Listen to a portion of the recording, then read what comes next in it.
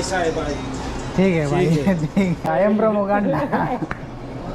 আজ যা ঘটলো সেটা আমি সত্যি কল্পনা করতে পারিনি। রোজকার মতো আজও ডিউটি ঠিক টাইমেই পৌঁছে গিয়েছিলাম।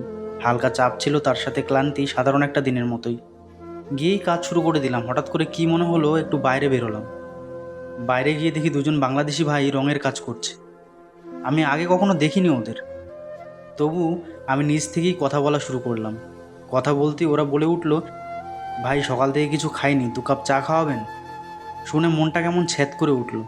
আমি আর কিছু না ভেবেই সোজা ভেতরে ঢুকে চা বানানো শুরু করলাম।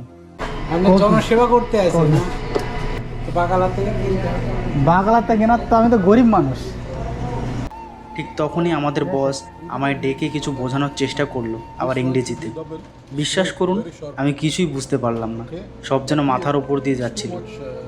আমি শুধু হ্যাঁ না করতে করতে চায়ের কথাই ভাবছিলাম, সেই 2 ভাইয়ের কথাই ভাবছিলাম। চা রেডি হয়ে গেল, আমি নিয়ে গিয়ে ওদের হাতে দিলাম। আর তখনই মাথায় একটা কথা ঘুরছিল, যদি আমার কাছে অনেক টাকা থাকতো তাহলে হয়তো ওদের একটু কষ্ট হলেও কমাতে পারতাম। কিছু খাবার কিনে দিতে পারতাম, বা অন্তত একটা হাসি এনে দিতে পারতাম তাদের মুখে। আমি শুধুই 2 কাপ চা খাওয়াতে পারলাম।